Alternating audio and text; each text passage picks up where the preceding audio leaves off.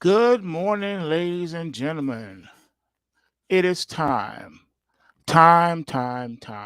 for another morning show with yours truly, Dex the Algo Capitalist, aka the Vulcan. All right, so hopefully everyone can hear me loud and clear, and we're going to get into it. So this morning, we had more economic reports to come out. We had those jobless claims, and the markets, for the most part, are a little bit mixed. You got the Bitcoin futures down 370, Ethereum futures down 77. The dollars got a little bounce, up 14 pips at 104.48. Then you got the S&P, the Dow, and the Nasdaq in positive territory, while the Russell is in negative territory. So, kind of a mixed bag here. I think last night's video is extremely important. I go over the long-term and short-term price projections in several of these markets. So, if you missed last night's watch list report, you need to watch that after this morning show. Okay. So, we've been talking about a few things here. We've been talking about the rise, the steady rise of global tyranny and the installment of a one world government. And there are other facets that go along with that. So you will own nothing and be happy is one of the tenets of this religion that they've been pushing. They figure that if they repeat it enough times, then people will start to gravitate toward it and internalize it. All right, that's what it's about. So, with that being said, um, what we have to do now is do the knowledge to that. What does that really mean? Well, to say that you will own nothing, plain and simple, means to do away with property rights.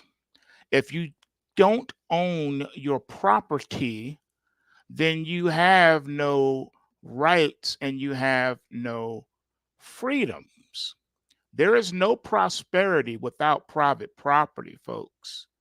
The majority of the law hinges around private property and definitions of private property. Anything that you own, including your person or persons that you are responsible for, spouse and children, for example, your car, your home, your wallet, your gold and silver coins, your video games, your console, your smartphone, your television, your toaster, on and on and on.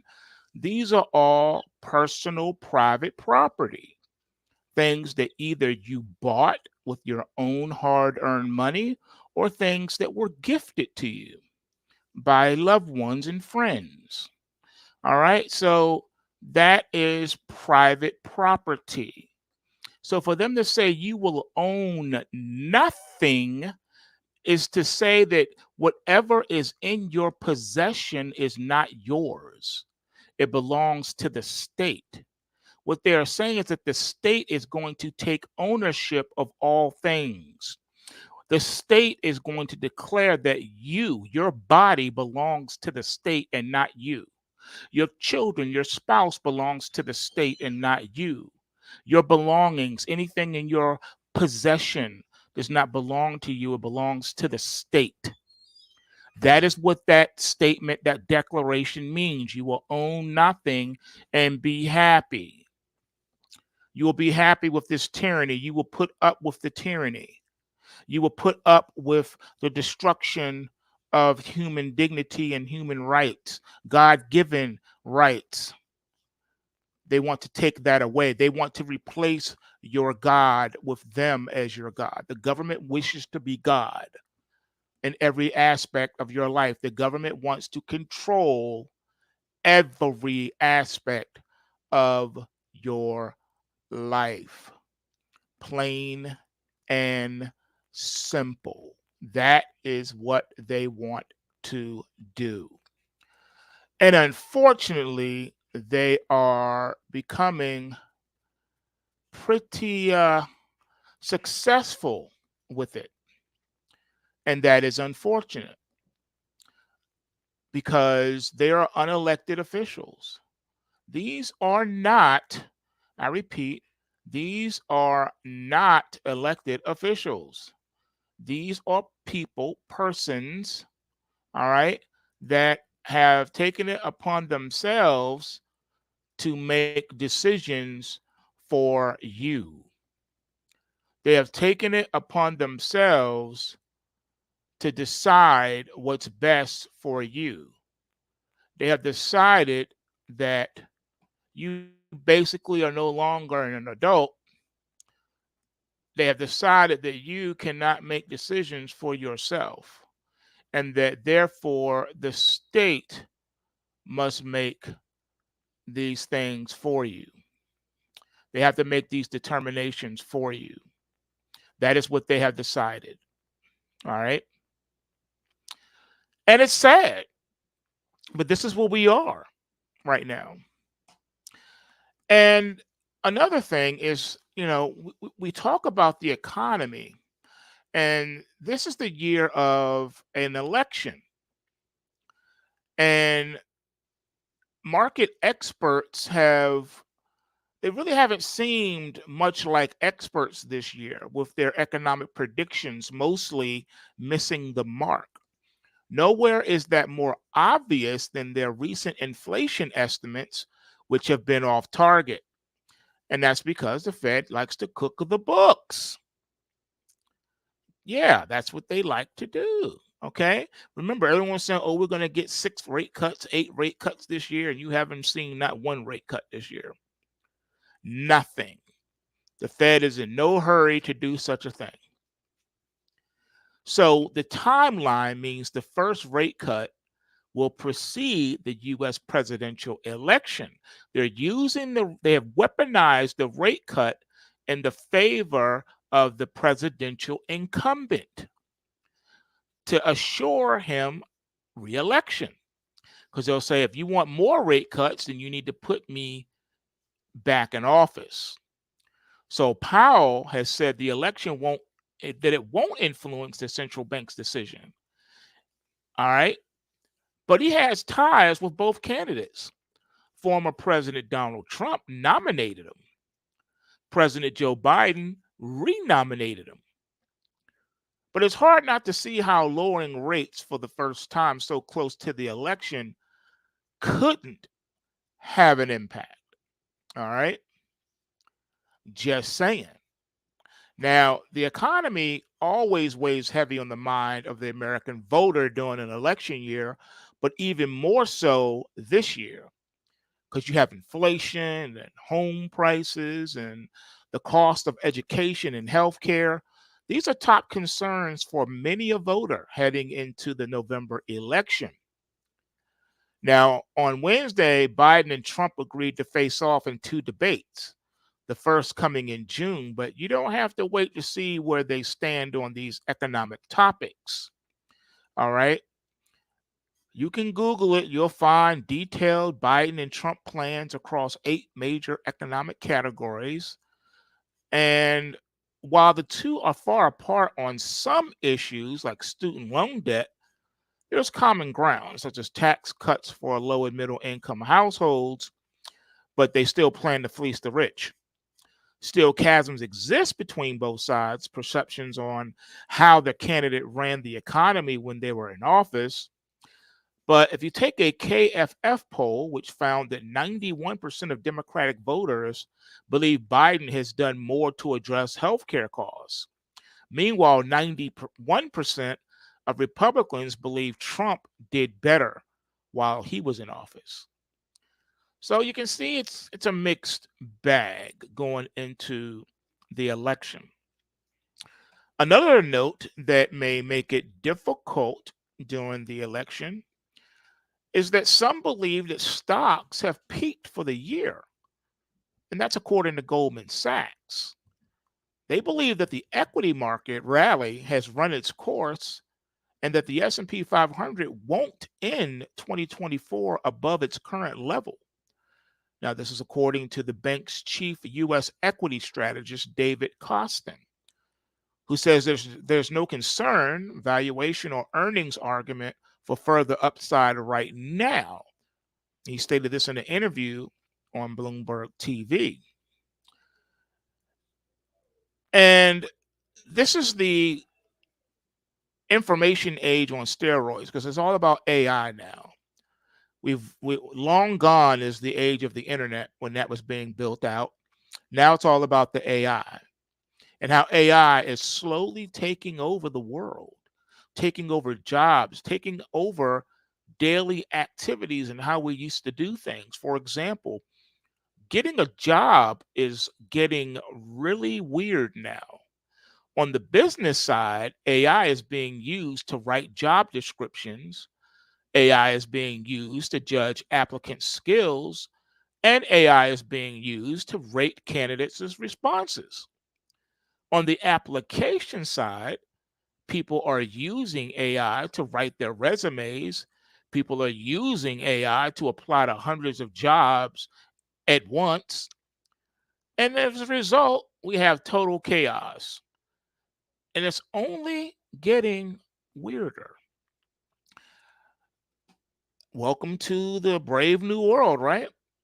Well, this is where we are, folks. And you have to be brave to live in today's world. You really do, because we are facing dire circumstances that most people are totally oblivious to. It's like they don't realize what's really going on because they have drinking the Kool-Aid. They believe what is being told to them. They really do. They really believe that. And I don't know what else you can say. You can't really wake people up because they're not trying to hear it. They are not trying to hear it. No matter what you say, no matter how you say what you say, they're just not hearing. But they'll hear this, though. You will own nothing and be happy. Remember, there is no prosperity without private property. Private property rights are crucial to economic prosperity. Without them, it becomes impossible to set up a system of free markets that allows for rational economic calculation and price discovery. Now, despite this, property rights are under attack in today's world by quote unquote progressives seeking to build a more quote just society through equity, something that does not exist in nature. You see, when property is originally appropriated, it belongs to its owner. The owner may use, transform, sell, or even not use his property at all based solely on his own discretion. The owner of something has the most incentive to use his property responsibly. But see, they want to bring in a digital currency that says you don't have the luxury or the option to not spend the money. If you don't, the money will be taken from you. That's one of the tenets behind the digital currency. See, this might occur in the form of consuming a good with moderation or using a tool in the most efficient production process, but the appropriation of property is a path towards wealth. In a free market system, one can acquire property, sell property, or even lease it, allowing for goods to reach the places where they are the most desired according to the price signals. Without a system of private property and free markets, bureaucrats will be scrambling to find a system of valuation for even the most basic goods and services.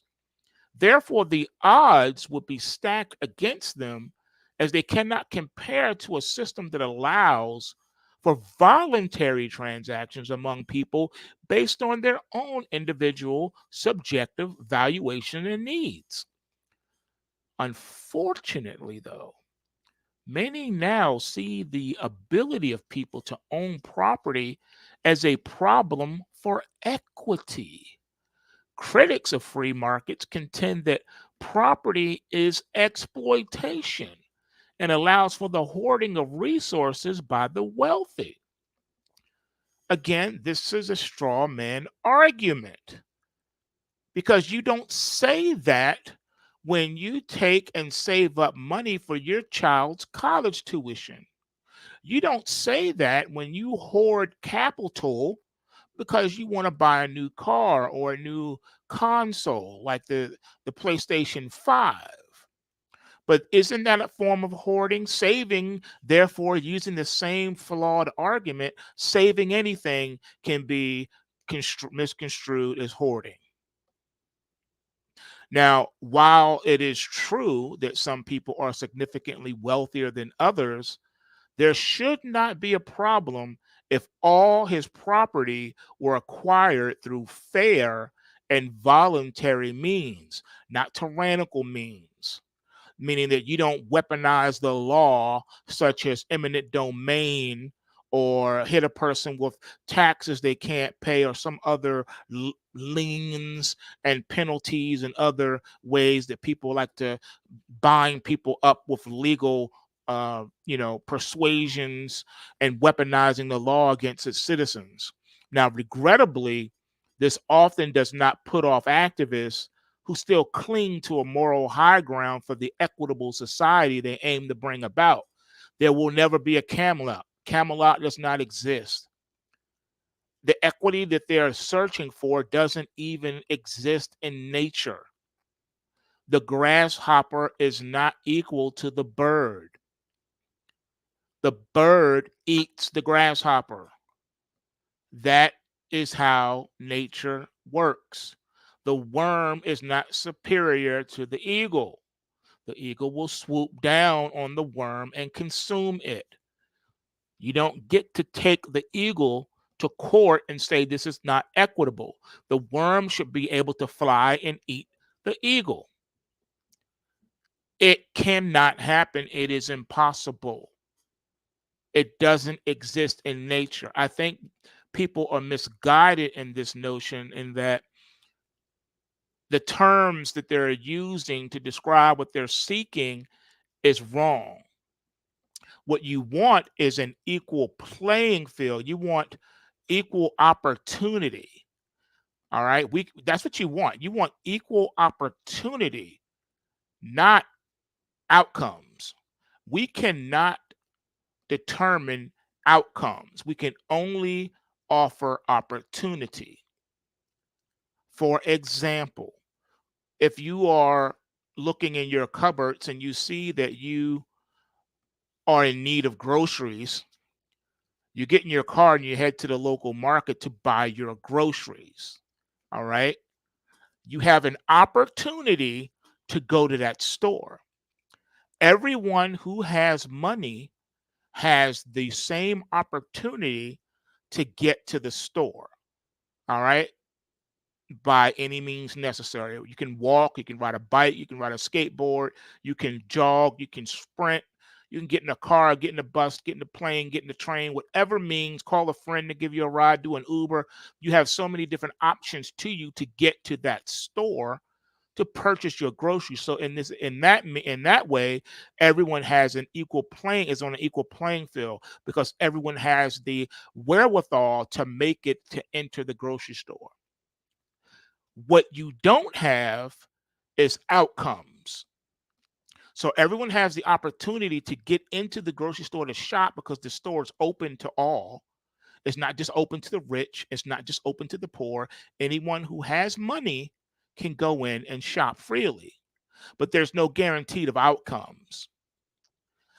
The poor man with only $100 to spend does not automatically receive the same outcome as the wealthier individual who has $1,000 to spend. You can't say, well, no, we need equity here. It's not fair that he has more money to spend than me. Yes, it is. There is no guarantee in life about outcomes. What we strive for or should strive for is equal opportunity, not equal outcomes. You cannot guarantee that. That's impossible. Again, man needs to stop trying to play God. You don't determine outcomes of anything. Nothing in life is guaranteed, but I agree everyone should have access. There should be an equal playing field. All right? And no, the person who went and spent 20 years in school, they graduate high school, go to 4 years of college, then go to 4 years of undergraduate school, graduate with a doctorate in something, whether it be law, medicine, whatever. And now they get a job coming out after they've done all the stuff they need to do. Now they're making $150,000 a year. Are you telling me that the person who, jerked around in school, dropped out of high school because he got tired of going to school, was a lazy, didn't want to do anything, and now he's also doesn't want to work a job. He gets a job and quits because he doesn't like the idea of getting up in the morning and having to go to work. Are you saying that he should also make $150,000 a year? It's not fair that he can't make $150,000 a year. Are you saying that it's not fair that we need to have equity for him? No, you would not agree to that unless there's something wrong with you. You know that's not right. You work hard. You went to school. You got a degree. You got a doctorate. Yes, you should make more in your field of study than the person who doesn't have those credentials, who doesn't have the experience and lacks the training. No, you're not going to get paid the same. There's no equity here. All right. There's no guaranteed of outcomes for that. No way. Now, someone can start a business and make it big.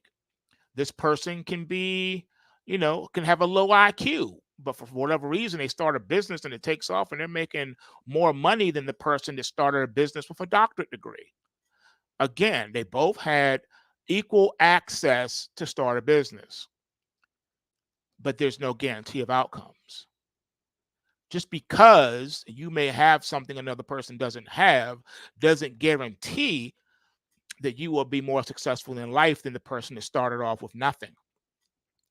There are many a testimony of people who are born into impoverished situations or horrific situations only to become ultra successful later on in life.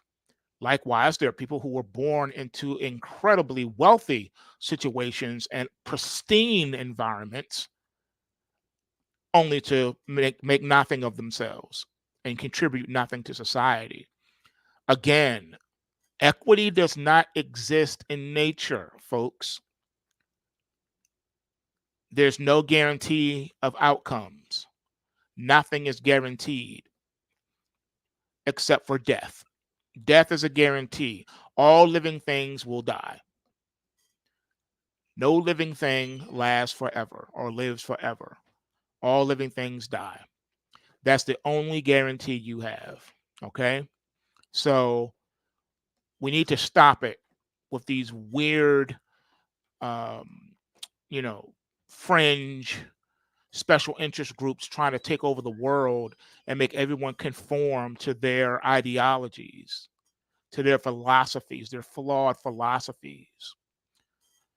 Because while a moral and deontological argument ought to be what convinces someone about private property and free markets, proponents of free markets can always just point to the disastrous consequences of the erosion of property rights.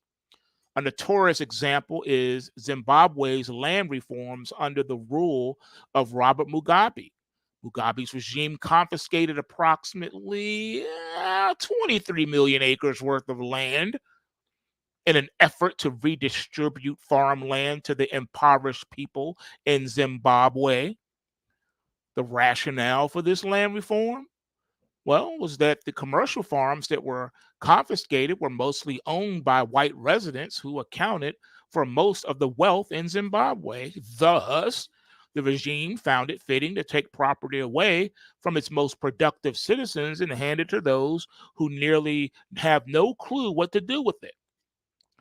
Naturally, this resulted in food production reducing drastically in Zimbabwe, causing food prices to rise and plunging much of the population into food insecurity, or should we say famine. Investors fled from Zimbabwe, and the lack of trust in property rights in Zimbabwe, caused by the land reforms, reflected in the value of farmland losing 75% of its value between 2000 and 2001. Now, this isn't the only instance of a politically favored group ignoring property rights to get their wishes. A more contemporary example is that of the United States, where squatters' rights currently thrive. Homeowners are unable to evict unwanted persons from their houses if a squatter contests residency in the house. In many cities across the US, law enforcement is not on the side of property owners. Sadly, politics have triumphed over morality and economic sense in this regard, as the current regime may find it politically beneficial to allow squatting in a bid to garner additional votes. Yeah, but you didn't know that, did you? Now, this doesn't happen without consequence, though, as many who lose their homes refuse and warn others not to invest in areas where property rights are uncertain, because nobody wishes to lose something that rightfully belongs to them, and any transgression against property rights is bound to fail in the long term due to that simple fact. And again, it is wrong for you to take by force what does not belong to you and give it to someone else. That is immoral. So, despite all of this, states are even more eager to increase their power to extract and steal property from the residents of the land they control. One of the ways they do this is like big companies like BlackRock go around and start buying up residential properties, because that's part of the you will own nothing and be happy. South Africa's proposed expropriation bill states that its purpose is to provide for the expropriation of property for a public purpose or in the public interest. Sounds like eminent domain, right? To provide for certain instances where expropriation with nil compensation may be appropriate in the public interest, and to provide for matters connected therewith. Now, in short, the states believe itself to be capable of determining when property is not being optimally used and when redistribution can lead to better outcomes. Even if we ignore the element of theft here, expropriating property owners and granting their possessions to the politically favored rarely works well. There's never a good outcome when theft is involved, folks. It should not be surprising that states are incautious of ignoring property rights, since states are not governed by the rules of the free market, but by the rules of political power. Many who are discontent with South Africa's regime of social reengineering and redistribution seek to leave. Now, in conclusion, private property rights ought to be kept intact. A free society will always attract the more productive and hardworking compared to an unfree society. Economic prosperity is contingent on allowing for the flourishing of those who work hard to provide for the betterment of their fellow peers via the market process. By threatening the unprovoked confiscation of property, a society threatens to drive out their most capable members, which is a known recipe for disaster. And that is what we are starting to see, which is a flight People are fleeing the United States and giving up their citizenship as well. All right, folks. That's all we got for you this morning. Thanks for listening. Remember, the system works if you work the system. Bulls make money, bears make money, and pigs get slaughtered. So remember to take what you can and give nothing back. Smash that like button. And on that note, I'm out. Peace.